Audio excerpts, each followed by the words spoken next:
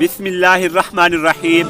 Welcome to Madan की बातें। My self Mohammad Lukman, और आज का हमारा टॉपिक है एक बहरूपिया की सबक आमोज कहानी। औरंगजेब आलमगीर के दरबार में एक बहरूपिया आया और उसने कहा, मैं बहरूपिया हूँ और मैं ऐसा बहरूप बदल सकता हूँ आपको जो अपने इल्म पर बड़ा नाज है को धोखा दे सकता हूँ। मैं भेष बदल लूँगा, आप पहचान कर दिखाइए। आलमगीर ने कहा, मंजूर है। उसने कहा, हजूर आप वक्त के शहंशाह हैं, अगर तो आपने मुझे पहचान लिया तो मैं आपके देनेदार हूँ, लेकिन अगर आप मुझे पहचान ना सके और मैंने ऐसा भेष बदला तो आपसे 500 रुपये लूँगा। शहंशाह ने कहा, मंजूर है। एक साल के बाद जब अपना लाओ लश्कर लेकर औरंगजेब आलमगीर साउथ इंडिया पहुँचा और मरहटों पर हमला किया, वो इतनी मजबूती के साथ किला बंद थे कि उसकी फौजें वो किला तोड़ ना सकी। लोगों ने कहा, यहाँ एक दरवेश वलीउल्लाह रहते हैं, उनकी खिदमत में हाजिर हूँ।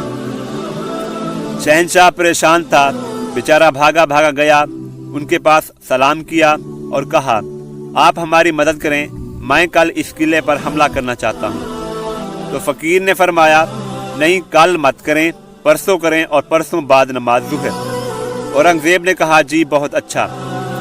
चनाचे उसने बाद नमाज ज़ुहर जो हमला किया ऐसा ज़ोर का किया और ऐसे जज्बे से किया, और पीछे फ़कीर की दुआ थी और ऐसी दुआ कि किला टूट गया और फतह हो गई। मफ्तू जो थे पाँव पड़ गए। बादशाह सीधा दरवेश की खिदमत में हाजिर हुआ, हुजूर ये सब आपकी ही बदौलत हुआ है। उस फ़कीर ने कहा, नहीं, जो कुछ हुआ अल्लाह ही ने किया। उन्होंने कहा कि आपकी खिदमत में 2 बड़े बड़े कस्बे देता हूँ और आइंदा 5-7 पुश्तें के लिए हर तरह की माफ़ी है। उसने कहा, बाबा हमारे किस काम की ये सब चीज़ें, हम तो फ़कीर लोग हैं, तो तेरी बड़ी मेहरबानी। औरंगज़ेब ने बड़ा ज़ोर लगाया लेकिन वो नहीं माना और बादशाह मायूस होकर वापस आ गया। और औरंगज़ेब अपने तख्त पर आकर बैठ गया। जब वो एक फरमान जारी कर रहा था, ऐन उस वक्त वो फ़कीर आया। तो शहंशाह ने कहा, हजूर आप यहाँ क्यों तशरीफ़ लाए, मुझे हुक्म देते आपकी खिदमत में हाजिर होता।